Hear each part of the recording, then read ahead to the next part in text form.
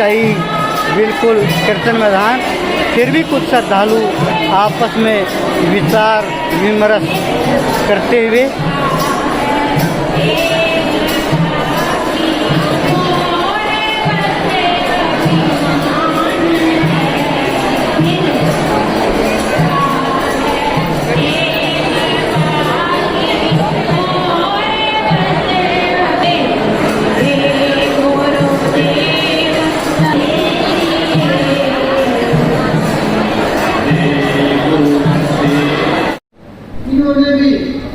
गुरु के सामने नतमस्तक हुए की जाती है, ध्यान किया जाता है, इनका लीलाओं का गुणगान करके पार उतरा जाता है। शबरी एक शब्द के ऊपर अटक गई कि यहाँ श्री राम आएंगे। गुरु ने बोला और निकल गए। बहुत समय लगा दिया, कोई शिकायत नहीं हुई। परमात्मा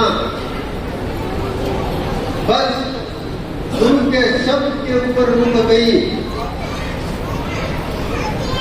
और समय इतना निकल गया, लेकिन कभी एक बार भी मन के अंदर आया हो विचार कि कहीं गुरु ऐसे ही बोल करके तो नहीं निकल चले,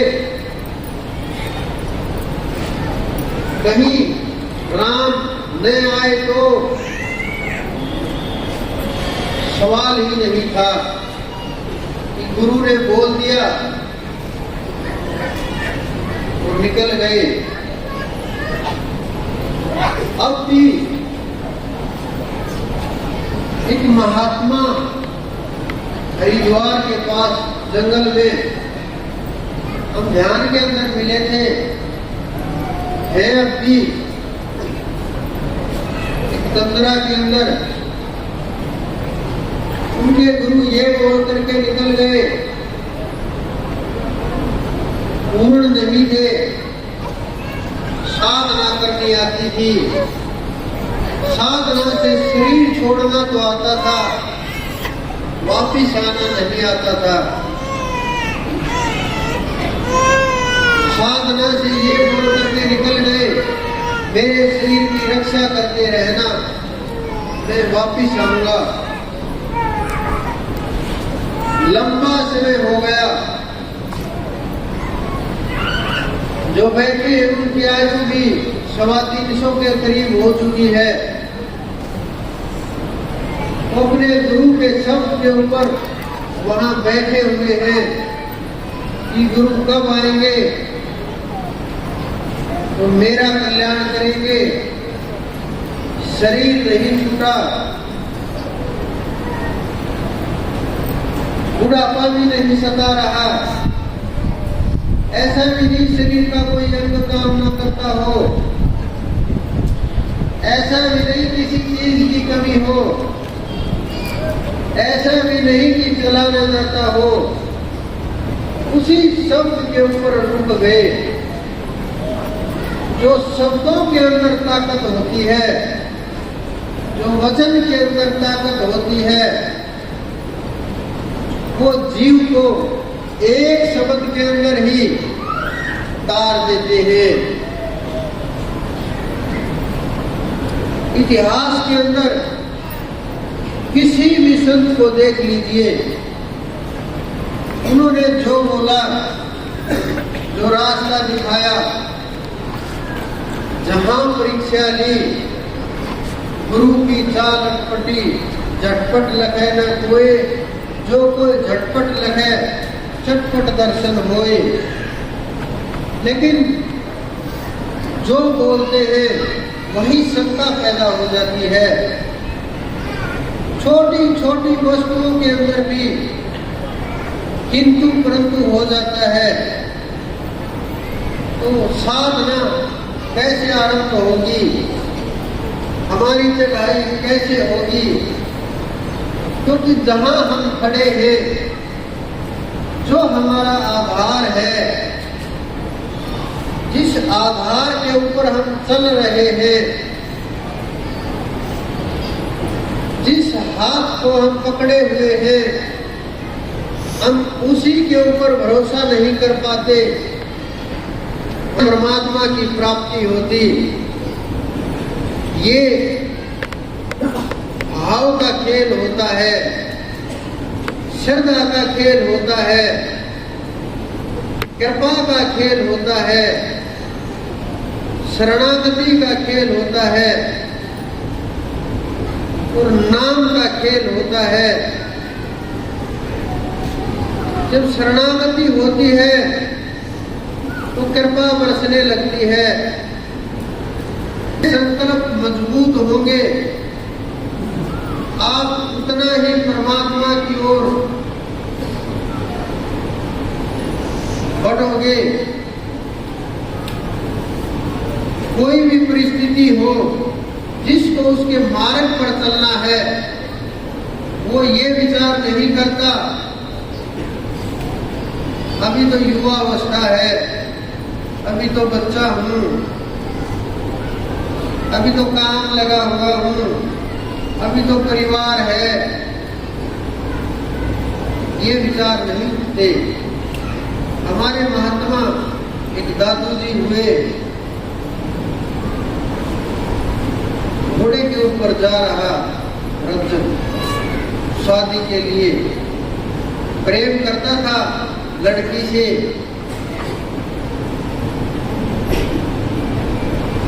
और दूल्हा बन गया। बिल्कुल नजदीक जा चुका,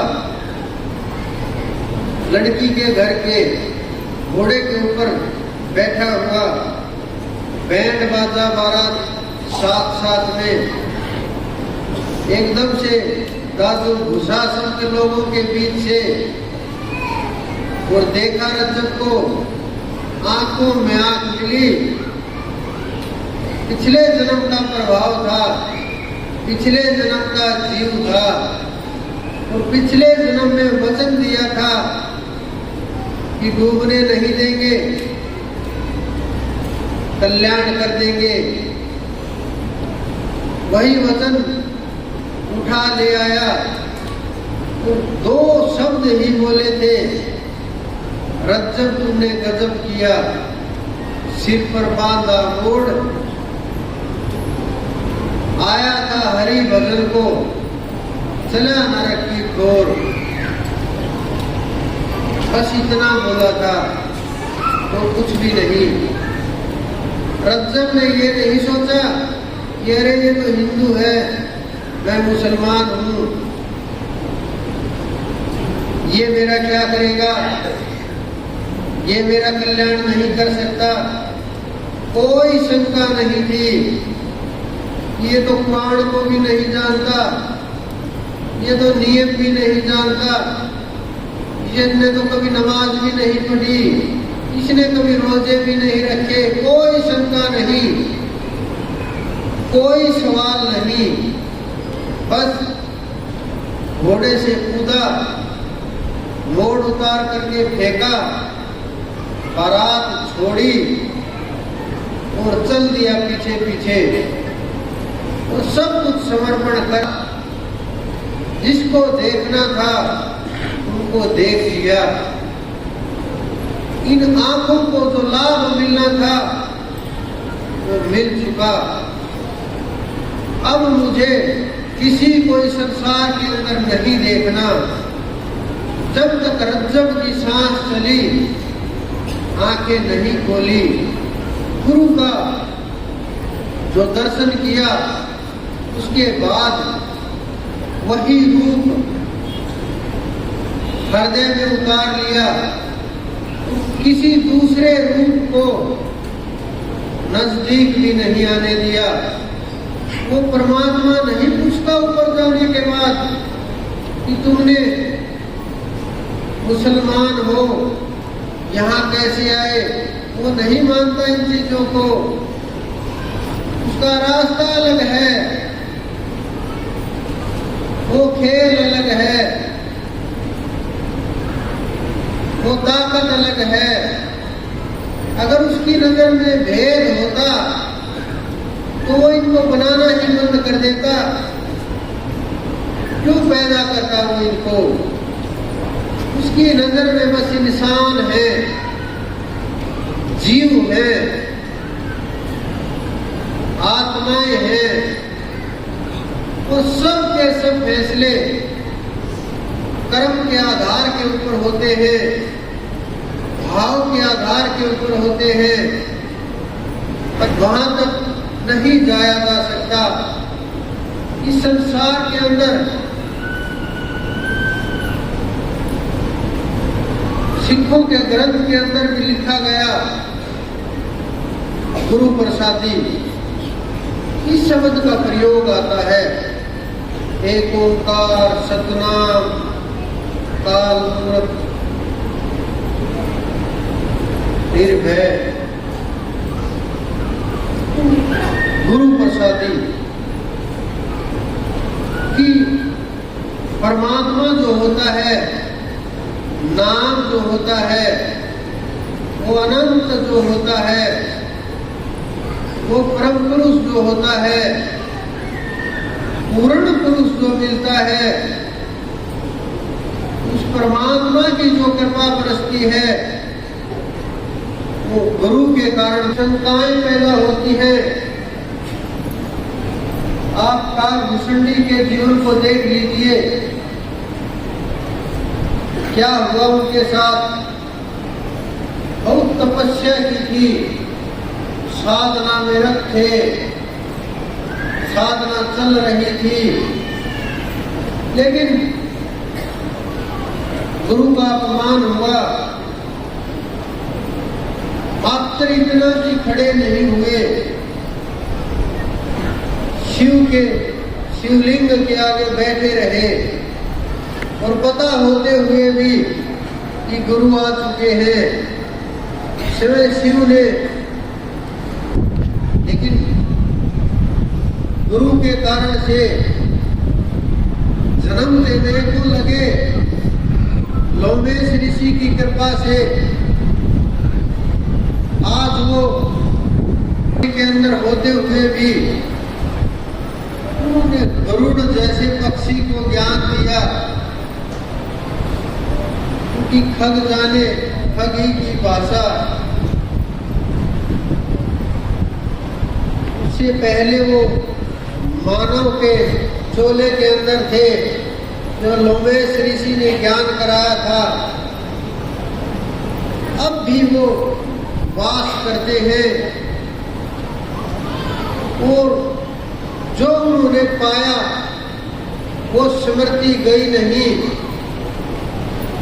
सब की सब वस्तुएं, सब घटनाएं, लाखों जन्म उनको जो के जो याद है।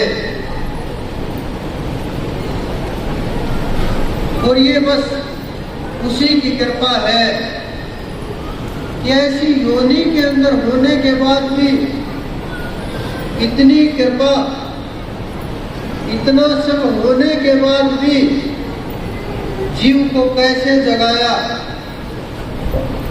ये गुरु ही जानते हैं। कबीरदास जी ने तो गुरु गोविंद दो खड़े काके लागू पाए, बलिहारी गुरु आपने जिन गोविंद दियो मिलाए। पुकार पुकार करके कहा है। और लोग कहते हैं कि कबीरदास जी के कोई गुरु नहीं थे। वो पुकार पुकार करके कह रहे हैं कि गुरु ने